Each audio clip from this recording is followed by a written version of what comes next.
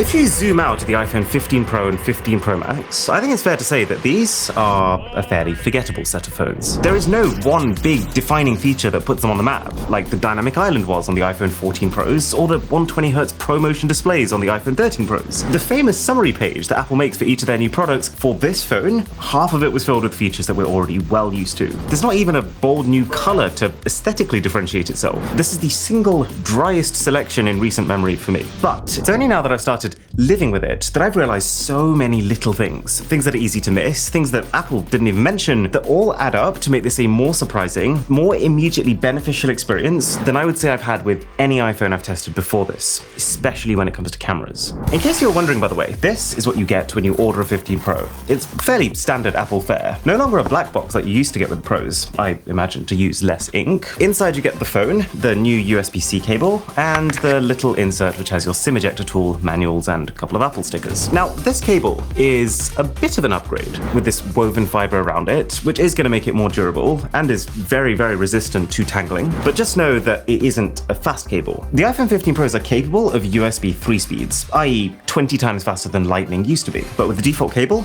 you will not get them. This is pretty standard for most phones though. Okay, so the first thing about these phones, which I guess I didn't realize the full potential of until switching to the Pro Max, is the action button. This brand new programmable button that sits in place of the Ring silent switch that you can set to whatever trigger you want. And my hot take when I first saw this was, well, you can already program things to a triple tap of your power button. Why bother doing the same thing to a button that's just much harder to reach? And the hard to reach part, that hasn't changed. It still makes no sense to me why a button designed around being a shortcut is so far out of the radius of where your fingers can reach in a normal grip. Unless you use it for the camera. I would say that 80% of photos that I take on my phone, I do so in landscape mode. And that works really well with the action button, because when you go like this, your finger is naturally resting on it. The button's designed so that you have to hold for half a second or so to activate, I guess to reduce accidental presses, and then that activation can take you immediately to not just the camera, but exactly the camera mode that you want to be the default. And then if you do that, the action button will also double as your shutter button when you get there. Which means this is now the fastest way to be able to quickly record a clip when the opportunity unexpectedly arises. It's not perfect, because let's say if instead of here, the button was actually up here. That would mean that you could properly grip the phone without worrying that you're actually covering the thing that's shooting the photos. Plus, you might find that for a lot of commands, it's actually much easier to map them to the power button or even the back tap feature, which every iPhone has. But the point is, action button, solid new feature, has its uses. And also, something Apple didn't really mention, but just kind of showed as part of one of their slides, was that the iPhone 15 Pros are coming with a new Thread radio, which may well make them better at communicating with other Apple smart home devices. So I have no doubts that people will find cool ways to use this action button to even control the home. Okay, this is a phone. Let's talk about call quality. We don't talk about call quality very much, mostly because it doesn't tend to change between generations. But there is a really cool new improvement here to voice isolation. So I've got my fiance Drisha on the line right now. She's using a 15 Pro and it sounds terrible. Yeah, I've got the tap on and it's super loud here. Okay, so let's try the voice isolation.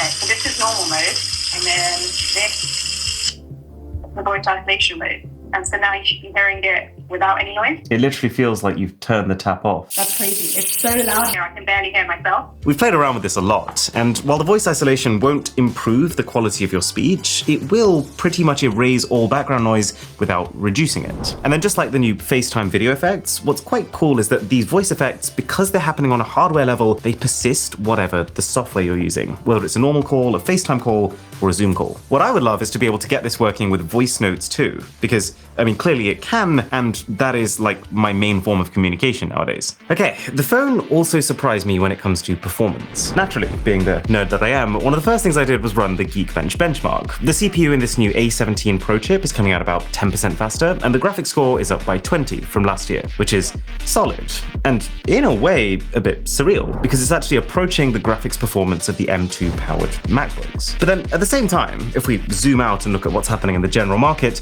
these are not out of the ordinary generational exponential leaps in power. But what was genuinely surprising is that after a long time, it finally feels like we have something to do with that power. What you're seeing right now is Resident Evil Village playing on an iPhone. And we've seen plenty of pretty phone games before, like Genshin Impact. But what is crazy about this is that this is not Resident Evil Village mobile. This is Resident Evil, the same Resident Evil that you've seen on consoles. All the assets and the textures are taken straight from the PlayStation 4 version of the game. And then it's pairing that with some of the tech from the PS5 version of the game, like HDR, which is a much higher brightness range than last-gen consoles could support. Now, as someone who has played this game on current-gen consoles, holding it in my hand, not even on one of those bulky handheld PCs with a battery life of 2 hours, on a smartphone, is very impressive. It is only running at 720p resolution, as opposed to the 900p that the PlayStation 4 runs the game at, but still, the fact that it is the same game that runs on a box like this, or a box like this, on your phone that fits in your pocket, and also includes the display, the surround sound speakers, and everything else built in, it has definitely felt like one of those feat of technology moments. Excuse the bedazzling. So many times when I'm away somewhere, the only gadget I have with me is my phone. And I've just wished that I could have some proper, meaty, offline, single-player games that I could sink my teeth into. So if this whole console gaming on a phone thing actually catches on now, I'm going to be a very happy guy, and you probably won't see many tech videos. But we don't know if it will yet. There's only 4 console games like this currently announced exclusively for the Pro iPhone 15s. One of them is the latest Assassin's Creed, which is very cool and surreal because that game looks like this. But one of the games that I spent growing up with on my PlayStation Portable was also Assassin's Creed, and that looked like this. But it does raise questions, like how easy is it to port over a PlayStation 4 game to an iPhone? How many will come after this initial honeymoon period? And will they also come to Android phones later on? Because powerful as this is, the graphics performance on the iPhone is not dissimilar to what you get on the latest Samsung. We have no idea. There is also support for Wi-Fi 6E baked into that package, which is basically a less congested version of Wi-Fi 6, but does need a router specifically with that technology in mind. Okay, let's talk about the design. Right now, where we are with the iPhone 15 Pros, is a high point. We've just come from a set of phones that were pretty, yes, but very heavy and not comfy, to a set of phones that are just as pretty but more comfortable thanks to the new contoured edges, much lighter thanks to the material swap to titanium, not to mention more practical thanks to having a matte finish all the way around. With the iPhone 14 Pro that I used to use, the fingerprinty stainless steel sides, the couple of marks I've gotten in my charging port from where I've, well, missed, and the dust in the mute slider are the only giveaways that this is a well-used phone. But with these, I mean, obviously we'll need about 3 months to say anything conclusively, but it feels like the combination of having both matte and brushed side rails should help to hide that. It's not the dream though, because even though the material does hide scratches better, it does look like it can be scratched easier. And also, fingerprints on these darker phones tend to show up as a light area, which means that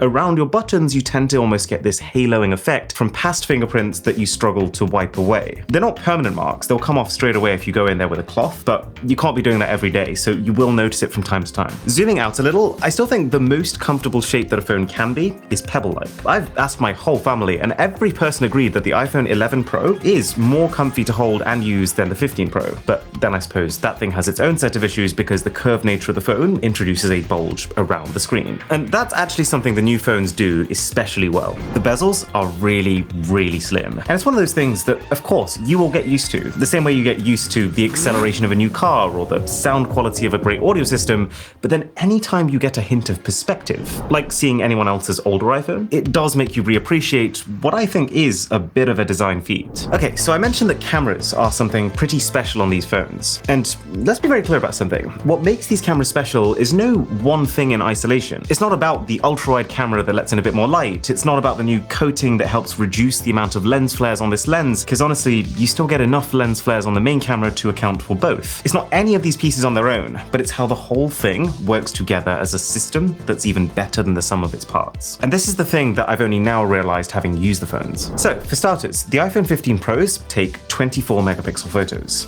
Again, that doesn't sound very impressive when you think that the latest Samsung can take a 200 megapixel shot. But it's the fact that the iPhone can do this 24 megapixel by default That's the key thing. That it takes 24 megapixel in auto mode with no perceptible compromise that I can see. Not in terms of the time taken to capture, not in terms of the dynamic range of the image, not in terms of the amount of post-processing that happens afterwards. It's actually faster here to take a 24 megapixel shot than it is for most phones to take a 12 megapixel shot, which is the industry standard default even for phones which have 200 megapixel camera sensors. So that's one part of it. But then you've got the file format. Most phones, when they take photos, they output those photos as JPEG images. For quite a few years though, the iPhone instead uses a file format called HEIF, which is really similar to JPEG in image quality, but with smaller file sizes. Actually about half the size. Now that the resolution of the photos has gone up though, the image size has gone up with it. But even though the resolution has doubled, the image size has only gone up 1.5 times, which leaves you with this bizarre situation where the 24 megapixel shots taken here take up less space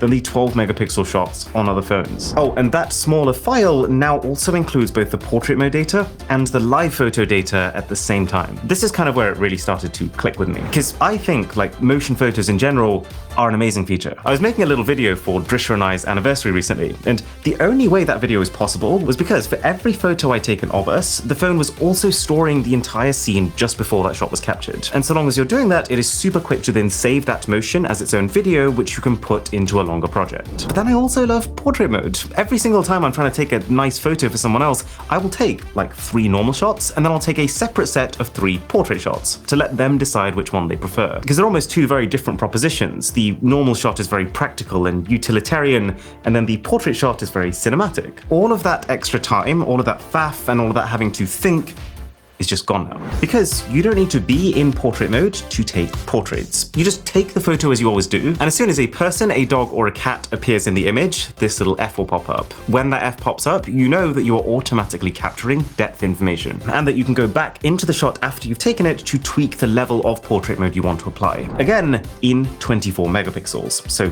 double the resolution that portrait mode used to be. The F will also come up if you ever tap to focus, because then the phone knows that you're trying to focus on something in particular, which means that even if you miss focus on that subject in the moment, you can go back in afterwards and tweak it. And so what I'm really getting to here is that Apple has managed to build with the iPhone 15 Pros a camera system for which all you have to think about is just this one thing. Is it framed the way that I want it to be? The rest is done for you, as well as now Photonic Engine. This was introduced last year as a level of processing applied to each image to add in extra detail and fix up the colors. But when it was announced, it wasn't for all camera modes. For things like portraits and night mode, which already required a lot of processing, there wasn't enough headroom to also have the Photonic Engine going on. Not anymore. It now works in portrait mode, it works in night mode, it works on the front camera, and it works on every single magnification of the rear camera. And you can really tell the difference. Like I went out a couple of days ago to get some shots of the night sky, and while sometimes between iPhone generations you do struggle to notice the difference, the improvements here are at a glance instantly recognizable. And the other thing that they've addressed is HDR. HDR in photos is one of Apple's historic long-running weaknesses. I think it originates from the fact that Apple doesn't want to over-process images, but the truth is, in a lot of cases, like when you have really harsh backlighting behind you,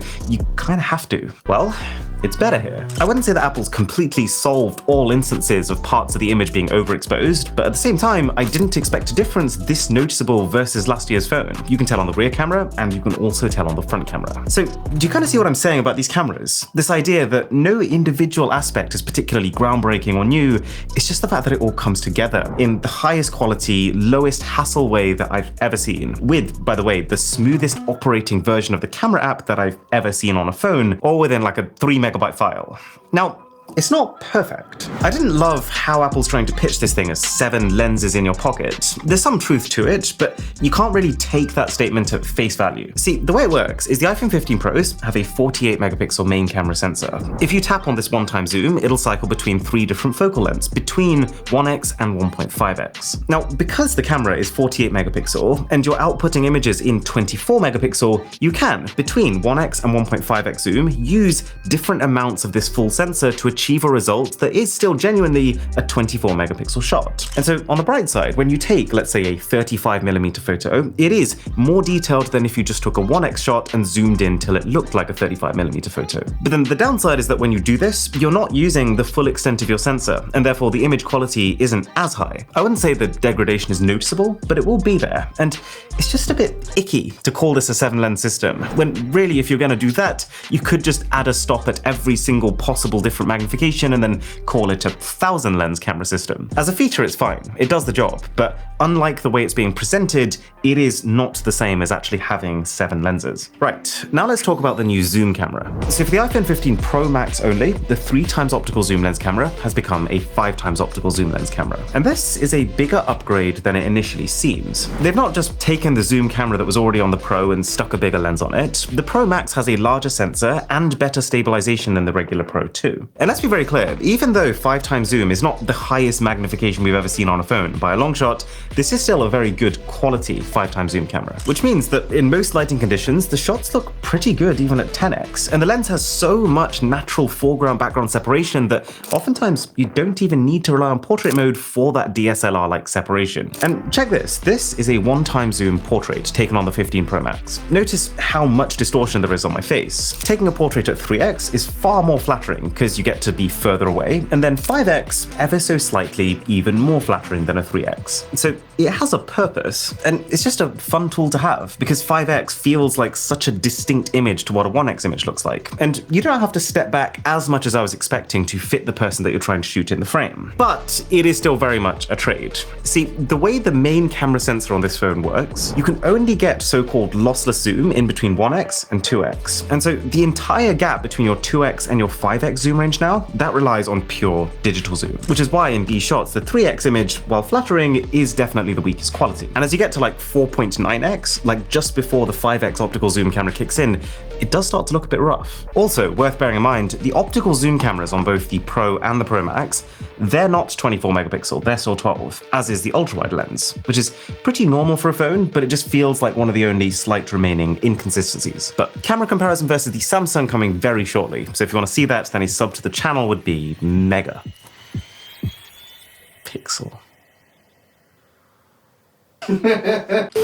Now, based on some browsing on X, people are worried about battery, and rightly so. The iPhone 13 Pro and 13 Pro Max had insane battery for their respective sizes, but then the 14s were not as good, and they also seem to degrade faster over time. Now, that could be a few different things. It could be the iOS 17 beta, that was pretty rough on battery. It could be the extra brightness of the screen putting more pressure on the battery and causing more heat on the inside, which can permanently degrade your cell. Whatever it was, Apple didn't really acknowledge or address any battery concerns, so it's not clear if any of those long-term effects will be present, but what I can say is that the iPhone 15 Pros are better for sure than the 14 Pros, with a bigger battery capacity, more mature software, and better heat dissipation, which should make that battery last longer over time. But as well as a camera test, there will also be a very detailed battery test alongside it, so there will be a lot to talk about there. I am slightly sad to see that the charging speed hasn't gone up, which would have been one of the main perks of a USB 3 port, but at least the phone does leverage some of the capability of USB-C with the ability to reverse charge your AirPods. What actually is great news, and what I'm really surprised Apple didn't talk about at the event, was that it's not just AirPods. The fact that your iPhone 15s can now deliver power through USB-C means that almost anything that you can plug this cable into, you can charge. Which means that for the first time since switching to the iPhone like 4 years ago, I don't have to feel like I'm the battery leech in my friend group. I guess the main perk of iPhone being USB-C now is some semblance of stability. This move was always on the horizon. It always felt like it could be just next year when Apple switched over. And so now that it has just happened, you can safely invest in some USB-C accessories that you know won't become outdated for at least a couple of years, but probably more. I know there's been a lot of rumors about a portless iPhone, but honestly, I just think they're a long way off. There are so many things that would suffer if Apple made that move anytime soon, like being able to listen to proper lossless music, being able to transfer massive ProRes video files, which Apple is touting as one of the new features that you should use, as well as all kinds of really niche things like using your phone as a screen to pilot a drone, where you need the lowest latency possible. In order to bring this all together then, we need to consider the prices. For the iPhone 15s, the Pro is staying at its price of $999, and the Pro Max is going up by $100 to $1,199. To which I would say,